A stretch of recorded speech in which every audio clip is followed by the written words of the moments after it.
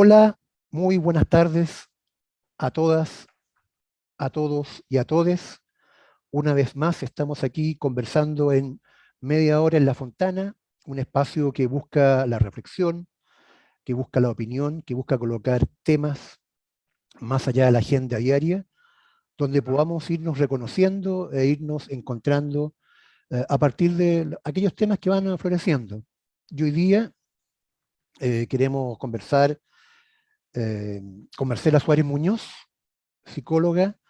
Y con Marcela queremos abrir un tema de conversación que es evidente, que es obvio, pero que nos cuesta principalmente a los hombres, que tiene que ver con el feminismo o los feminismos, desde el punto de vista conceptual.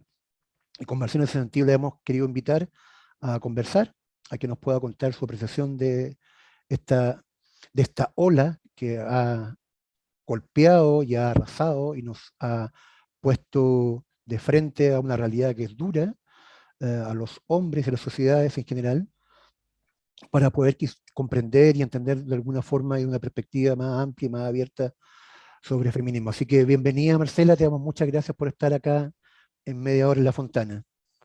Muchas gracias, Mario, por la invitación, por el espacio y por la posibilidad de hablar, que como tú dices, se están generando un poco más de espacios en estos ámbitos, pero entendemos que todavía falta un poco más de comprensión también. A veces se toman como obvios ciertos conceptos o ciertos temas y la idea es poder ir aclarando o desmitificando también ciertas cosas que a lo mejor no son tan obvias. Así es, más en esta realidad que opera con tanto sentido común. Y a partir de eso, Mm. una primera pregunta para entrar a los perenquenques, Marcela. Eh, ¿Cuál es tu apreciación hoy día de encontrar que los partidos políticos tradicionales, le hace partidos como la Democracia Cristiana o el Partido Socialista o inclusive el mismo Partido Comunista, más allá de las últimas declaraciones del último congreso que tuvo el PC, sigan manteniendo una estructura, entre comillas, o frente feminista o frente de mujeres? ¿Cómo se ve eso desde una perspectiva feminista? ¿Cómo se entiende eso? ¿Qué puedes tú comentarnos cómo se ve estas lógicas políticas que mantienen o siguen teniendo al espacio de lo femenino eh, acorralado o centrado en un espacio formal que lo definen como frente o grupo o equipo de trabajo? ¿Cómo lo sientes tú eso, O Marcela? vicepresidencia, por ejemplo, en el O caso, vicepresidencia, claro. claro. Mira, primero señalar que yo creo que a los espacios más formales, como o las organizaciones más formales, como los partidos políticos, es donde, por decirlo de alguna manera, donde en último lugar ha llegado un reconocimiento a reconocer a las mujeres con igualdad de derechos. O en defensa incluso un poco de esta equidad de género que tanto hablamos pero poco practicamos finalmente, desde la clase política. Yo creo que es el último espacio donde ha llegado, después de estar en las calles, después de estar en muchas organizaciones sociales, organizaciones inicialmente principalmente de mujeres, pero igual en otros espacios. Y desde ahí hay varias miradas. Yo creo que yo hace muchos años atrás escuchaba a un camarada, recuerdo de Concepción, y él decía, ¿por qué las mujeres tienen que estar en esta vicepresidencia o comisiones de mujeres si finalmente están solo, es regalarles un espacio para que se entretengan? Era su lógica, y nos dejen a nosotros tranquilos y nosotros hacemos la política de verdad. Pero mira, yo creo que hay un poco de eso dependiendo cómo se haga finalmente todo el trabajo político y cuál sea la declaración. Hay algunos partidos que se declaran feministas, pero finalmente en las prácticas no tienen las prácticas que uno esperaría, digamos, de reconocimiento de igualdad en los derechos. Sabemos que hombres y mujeres y los distintos reconocimientos que hoy día podemos entender desde el género, somos todos diferentes, somos distintos, pero tenemos igualdad de derechos. Y ese reconocimiento falta todavía en lo formal, en los partidos independientes, que exista una comisión, un frente, una vicepresidencia de la mujer. Yo creo que es necesario pero cuando está bien implementada. Y ahí hay ciertas trampas que deberíamos mirar. Para algunas mujeres, yo lo he escuchado al interior del partido incluso, muchas dicen, oye, yo he llegado aquí y he hecho todo sola. No he necesitado ayuda de nadie, por lo tanto yo creo que todas podríamos hacerlo igual. Entonces no estoy de acuerdo, por ejemplo, con una ley de cuotas o Mm, para las distintas elecciones, por ejemplo, o los espacios internos, ¿cierto? Eso hoy día lo dicen mujeres de distintas edades, no es algo generacional tampoco. Por lo tanto, lo primero, no pensar en que porque somos mujeres tenemos todas esta misma visión. Eso es el primer mito. En segundo lugar, eh, pensar que probablemente eso tiene dos respuestas. En muchos casos probablemente es así, pero no porque estamos en una situación de privilegio, vamos a desconocer que para muchas mujeres se hace difícil el poder participar en igualdad de condiciones, digamos, porque en la base habemos muchas, en política en general, habemos muchas mujeres, pero no cuando llegamos a los cargos después, ¿cierto? Tanto internamente mm, como los cargos de elección popular. Y por lo tanto, estar en una posición de privilegio no significa que todas hayamos tenido las mismas oportunidades.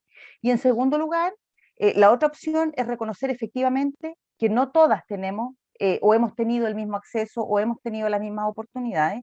Por lo tanto, desde ahí sí se hace necesario inicialmente, y eso es lo ideal, inicialmente empujar hacia que exista definitivamente igualdad en el acceso a los distintos cargos, a los distintos espacios de poder y que lógicamente después idealmente no tengamos que tener una ley de cuotas, ¿cierto? O mm, un espacio en donde nos tengamos que preocupar, por ejemplo, de la capacitación a las mujeres en términos, por ejemplo, de cómo llevar una campaña, de cómo utilizar ciertas estrategias, tanto para ser candidatas como para estar en espacios de toma de decisiones, ¿cierto?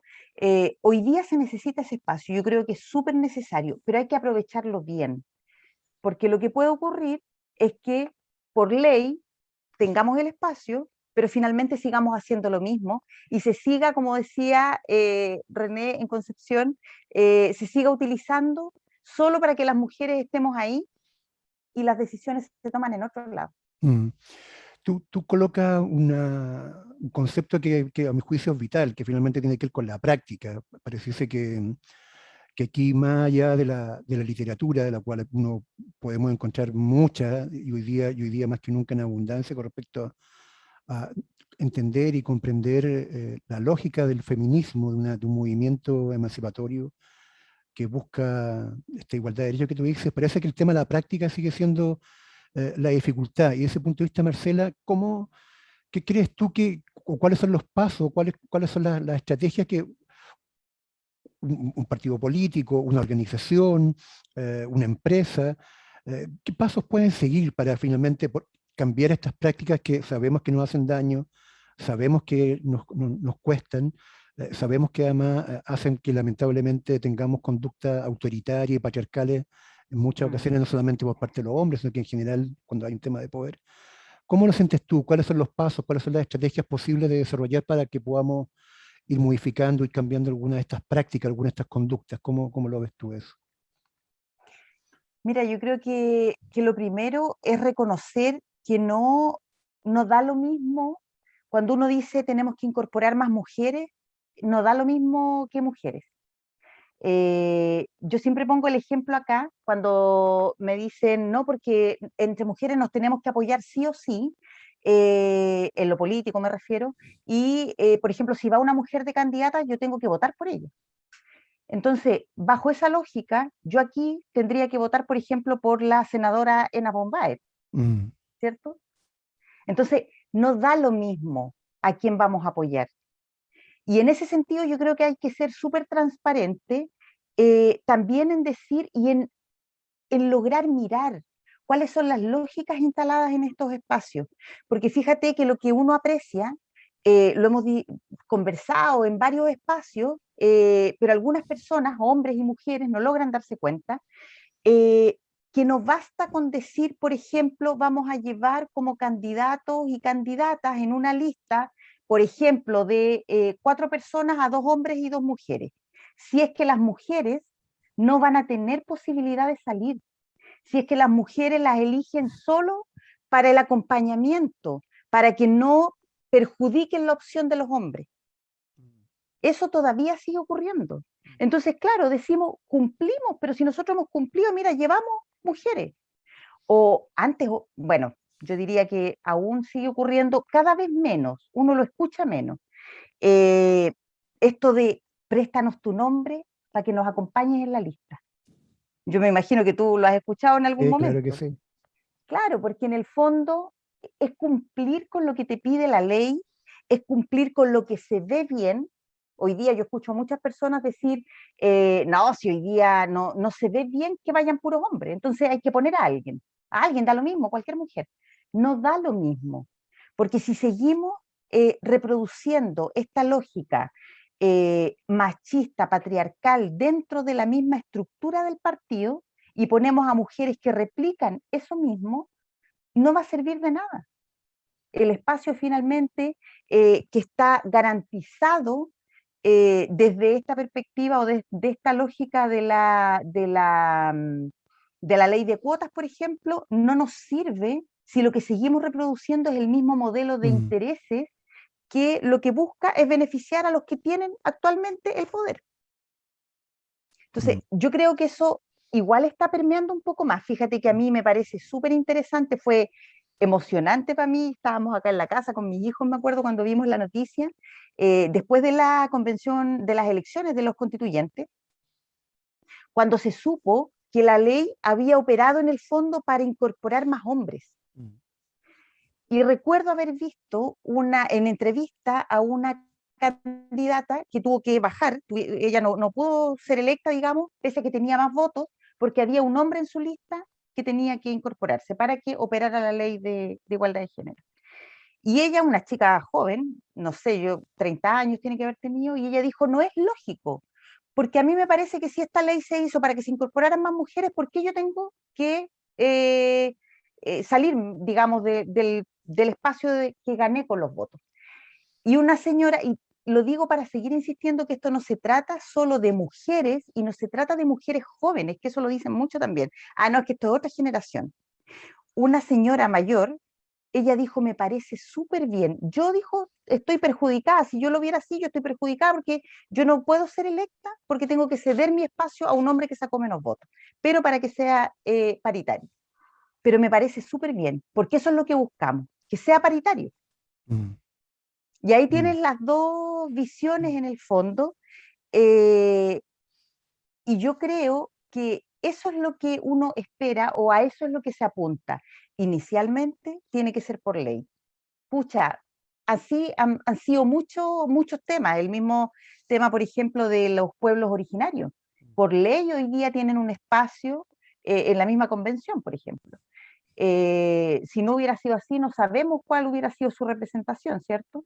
Pero la idea es avanzar para que eso luego no tenga que ocurrir, o si ocurre, pueda ocurrir para cualquiera de los dos géneros, que no haya una tendencia que sea única a un espacio de poder que hoy día está garantizado principalmente para los hombres.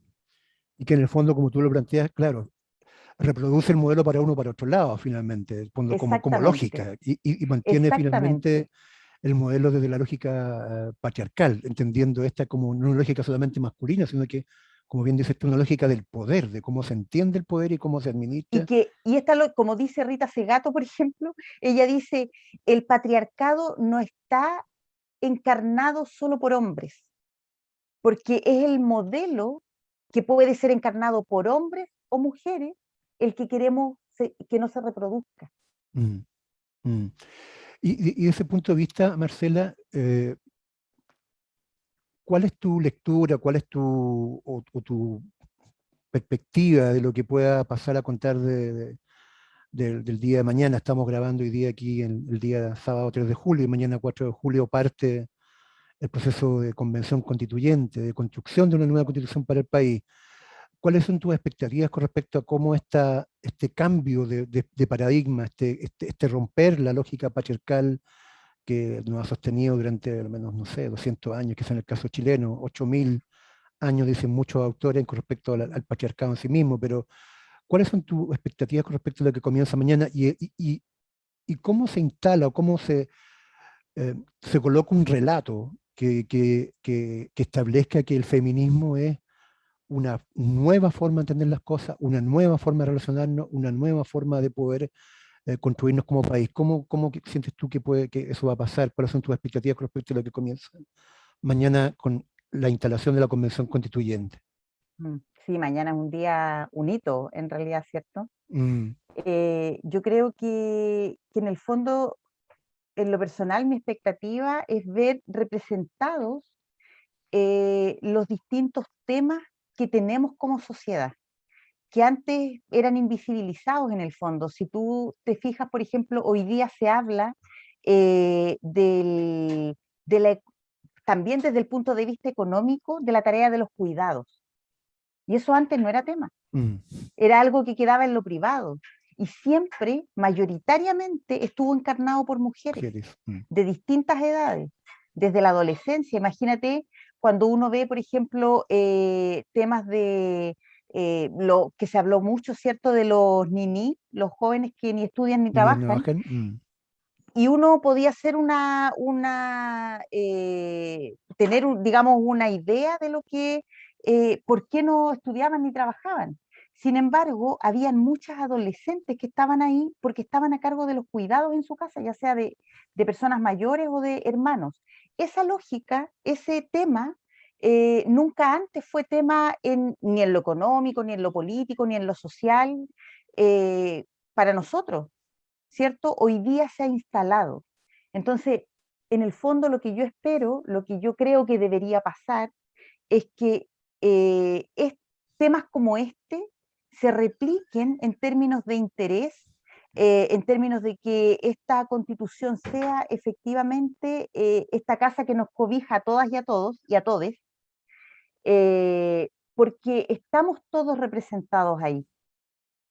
Cuando tú hablas, por ejemplo, de trabajo, hoy día con la pandemia, principalmente las mujeres, eso está documentado, digamos, y en todas las distintas encuestas que han salido sobre trabajo, son las mujeres las más perjudicadas por dos cosas. Primero, porque han perdido mayoritariamente sus puestos de Ujú. trabajo. Sí, Pero así en es. segundo lugar, porque de ese grupo de mujeres que ha perdido su empleo, eh, más del 50% no está buscando empleo hoy día, porque no tiene con quién dejar a niños o adultos mayores que tiene bajo su cuidado.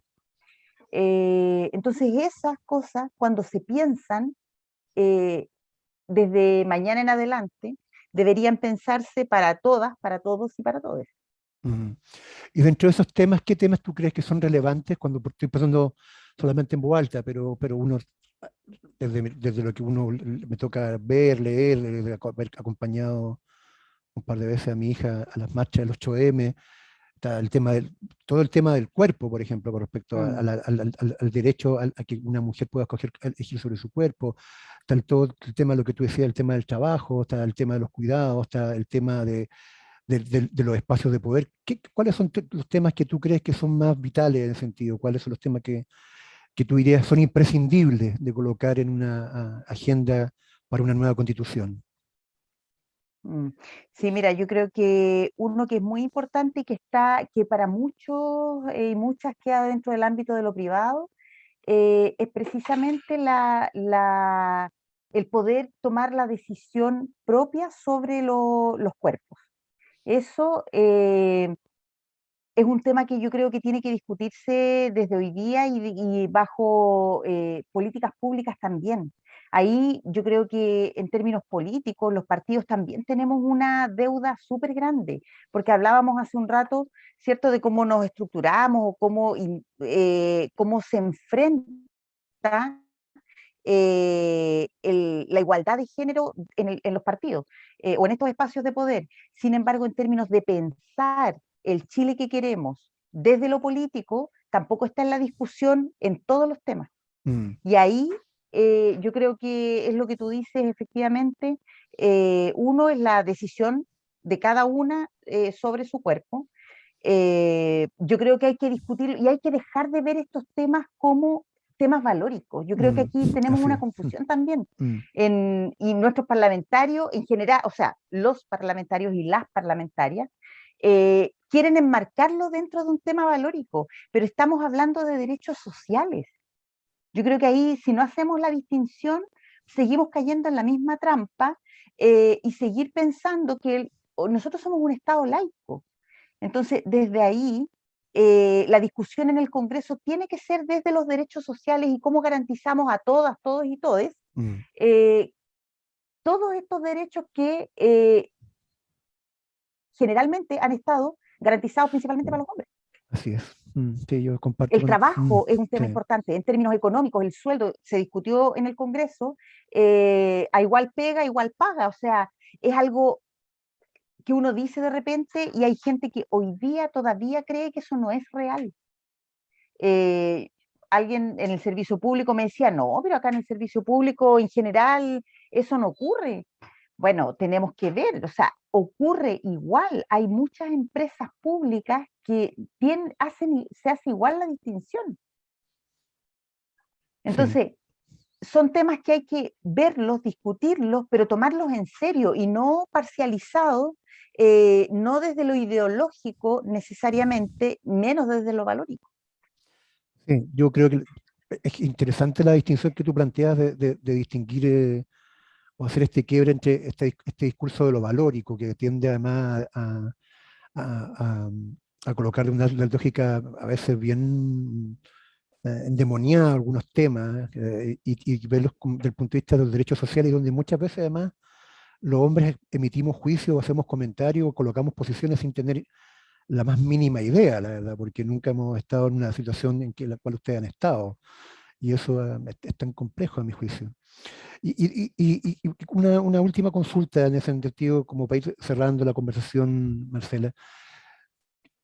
Tú, al igual que yo, somos militantes de un espacio, de un partido, en este caso el Demócrata Cristiano. Hemos vivido una cantidad de años importantes militando y creyendo que la Mm. política puede hacer un aporte y puede ser un espacio de transformación para el país, para las chilenas y para los chilenos. Y hoy día, a lo menos mi lectura de la realidad, es que elementos como, o matrices como la del humanismo cristiano están cuestionadas completamente, están en permanente revisión. ¿Cuál es la apreciación tuya, Marcela, con respecto a cómo puede conversar una visión humanista cristiana con una visión del espacio o del mundo desde lo femenino? ¿Cómo sientes que esa conversación se puede dar? ¿Cómo puede ocurrir? Y si es posible, la verdad, porque puede que tal vez no. Pero ¿cómo sientes que esa conversación entre una visión humanista cristiana y una visión de lo femenino puede conversar en función de los tiempos que vienen, hacia el siglo XXI y los años que vengan hacia adelante? Mira, yo creo que tiene todo que ver. Eh, para algunos, lo que se piensa o lo que viene como lo primero que viene a la mente es como esto del cristianismo, insisto, desde lo valórico. Y yo creo, yo soy súper cuestionadora también de la iglesia como institución. Yo creo que nos han educado en una iglesia, para empezar, desde lo católico, yo soy católica, hay otros mundos cristianos también que son parte, pero voy a hablar más desde lo católico. Em, Primero, con un Dios que nos representa todo lo masculino, ¿cierto? Y ahí se ve también la baja en lo institucional, Mm, cuál es la diferencia entre las religiosas y los religiosos, ¿cierto? Desde el poder que internamente tiene la iglesia como institución, hasta los roles que se cumplen internamente. Es cuando uno empieza a conocer, uno empieza a leer ciertos relatos, hay hartos movimientos feministas al interior de la Iglesia Católica y movimientos feministas cristianos en general, mm, que hoy día lo que están haciendo es develar también toda esa historia que nos han construido personas. Sí, eso no podemos olvidarlo tampoco. La iglesia es una institución construida por personas, por hombres mm, principalmente, ¿cierto? mm, Y desde ahí tenemos la misma jerarquía que discutimos que es en base al patriarcado. Entonces no tiene ninguna diferencia con lo que se vive fuera de la iglesia, digamos. La única diferencia es que es un tema más tabú, que está más tapado, que hay ciertos acuerdos, ¿cierto? Como de protección y que los rigen ciertos sistemas que han permitido en el fondo que esto se conozca mucho más tarde, Mm, que mm, desde los abusos hasta, de todo tipo de abuso, digamos, de lo sexual hasta abusos de poder en todo sentido, ¿cierto? Eh, entonces, desde ahí, ¿por qué aclaro esto? Porque finalmente, cuando hablamos de humanismo cristiano, de lo que hablamos en el fondo en términos políticos y en términos de acción social, es de justicia social. Y cuando nosotros pensamos, si tú piensas en justicia social, en cómo nosotros como políticos cristianos llevamos esto a una sociedad más justa, no podemos pensarla sin equidad de género. mm, No cabe una sociedad en la que trabajemos por la justicia social sin que nos hayamos hecho cargo de esta diferencia que plantea el feminismo y que la reconozcamos y la resolvamos y podamos trabajar en base a ello y desde ahí avanzar en lo siguiente. mm.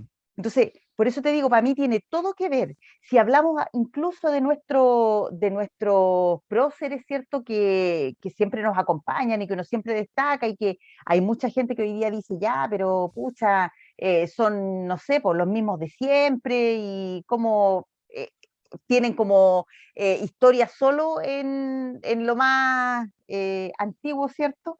Pero yo me pregunto, si Eduardo Frei Montalva eh, hubiera hecho solo lo que estaba permitido y solo lo que se hacía eh, porque era lo tradicional, digamos, ¿cierto? Como se ve hoy día también el tema del feminismo, como no se quiere reconocer en el fondo.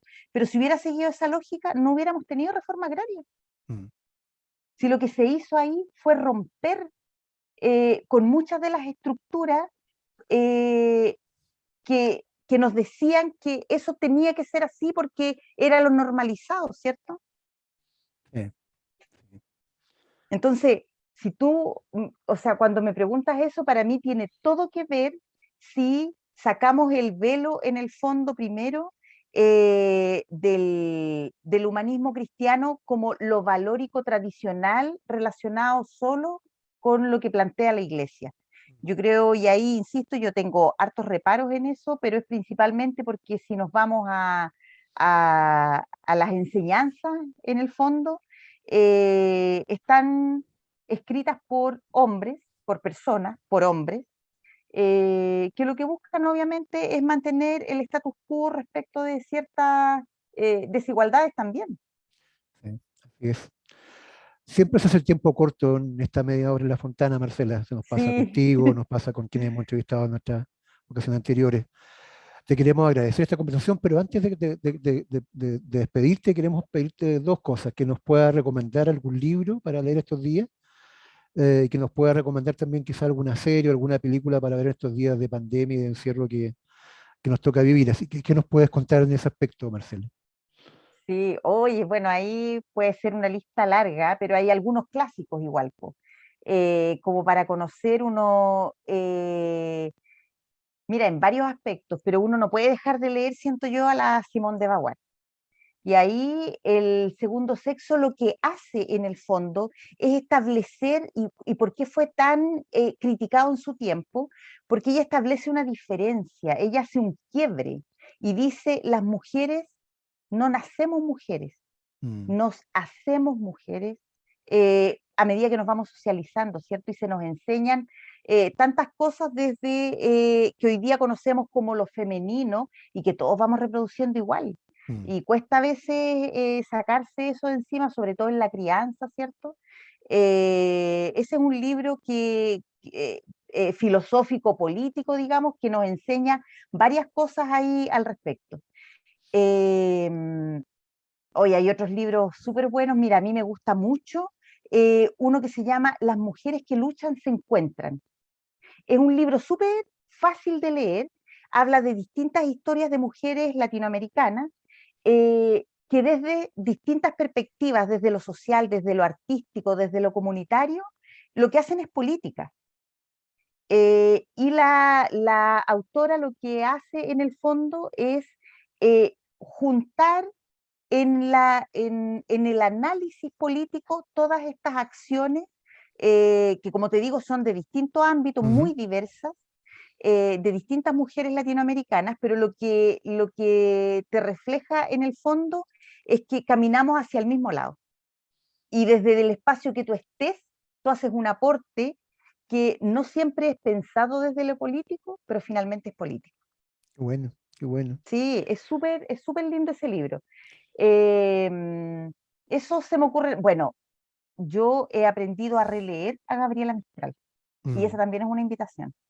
Es una mujer súper, o sea, yo digo releer porque finalmente lo que nos enseñan de ella en el colegio es el poema, ¿cierto? La canción, digamos, después todo lo que se transforma en canción también, pero todas esas características literarias propiamente tal. Pero si uno lee, ella tiene muchos escritos políticos. Ella habla del rol de las mujeres, cómo salimos de, habla mucho de la educación de las mujeres, cómo las mujeres pueden abordar distintos espacios, es a través para ella de la educación. Ella lucha mucho por la educación de las Mm. mujeres y lo dice en sus distintos escritos. Cuando habla del trabajo, también habla de la incorporación al trabajo de la mujer, pero con dignidad. Ahí hay un espacio súper amplio y es releer a Gabriela Mistral con los ojos de hoy día. Yo creo que es una adelantada a su tiempo Así es. y Mm. Sí, sí, así es. sí, maravillosa, me encanta. ¿Y alguna película, alguna serie que nos pueda recomendar, Marcela? Mira, películas hay varias, a mí me gustan hartas. Me acuerdo de una que se llama, bien básica, bien entretenida, eh, pero cuenta como de lo ambiental de los años 50 más o menos. La sonrisa de Mona Lisa se llama, que es de la Julia Roberts, trabaja ella. Em, y habla de cómo la educación en el fondo, en ese tiempo, que las mujeres estudiaran, era enseñarles a hacer las cosas de la casa, era enseñarles a ser buenas esposas. Y llega Julia Roberts es una profesora, y llega ella a cuestionar todo eso y a decir, pero si las mujeres a sus alumnas les dicen mucho más que eso, es un poco la sociedad de los poetas muertos, pero la versión de la educación para la transformación de las mujeres. Esa es una película, mira, a veces se piensa como bien básica, pero yo la encuentro súper profunda en varios aspectos, en su vida personal y todo. Ok. Hay otra película súper buena que se llama Las sufragistas, que cuenta la historia del proceso de lo que hicieron las sufragistas, ¿cierto?, para conseguir el derecho a voto en Inglaterra. Históricamente está súper bien contada toda la historia. Ahí trabaja ay, no me acuerdo el nombre, lo tenía recién, después me voy a acordar. Y Ok. hay una serie muy buena, que se llama, la estrenaron el año pasado, yo de hecho la vi en pandemia, es cortita, es una miniserie, 3 o 4 capítulos creo que tiene.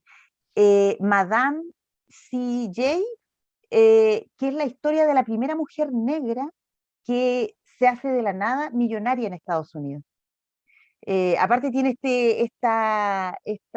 cuenta esta historia también de la lucha de las mujeres negras, ¿cierto? Que desde el principio no se ve como feminismo necesariamente, pero Mm. finalmente, si uno lo mira con los ojos de hoy, es súper interesante. Ahí hay otra, mira, viste, me empiezo a acordar de películas, Talentos Ocultos, que también es de las mujeres negras que hicieron los cálculos para que el hombre llegara a la luna. Ay, qué bueno, No qué sé si bueno. es súper, súper buena esa película. Nos vamos a tener en cuenta Talentos entonces, Ocultos. Marcela. Nos vamos a tener en cuenta. Ya pues, Marcela, te agradecemos mucho el espacio, el espacio, la conversación, el tiempo. Te damos las gracias en nombre de La Fontana, esta media hora de conversación. Ha sido súper interesante, súper atractivo, súper desafiante. Creo que nos queda harta tarea por delante, así que te queremos dar una vez más las gracias, Marcela, por esta posibilidad de haber conversado contigo en esta media hora en La Fontana. Gracias a ustedes, Mario, por el espacio, por la conversación. Yo creo que espero no haberme pasado, de repente como que hablo mucho, pero, pero sí, pues siempre se hacen cortos estos espacios porque son interesantes. A veces uno lo pilla como lo que está, cierto, lo que se está discutiendo en términos políticos, pero esto es como la base en los distintos temas que ustedes han tocado. De cómo construimos finalmente sociedad, el país que queremos. Así es, esa es nuestra apuesta, colocar un pequeño grano de arena, un pequeño espacio de reflexión y que nos permita seguir conversando. Así que agradecido, Marcela, agradecidos a todas, a todos y todes que nos es- verán en algunos días más en este programa. Estamos hoy día con Marcela Suárez. Nos encontraremos en otra conversación en esta media hora en La Fontana. Así que nos despedimos, que estén bien. Chao, Marcela, un millón de gracias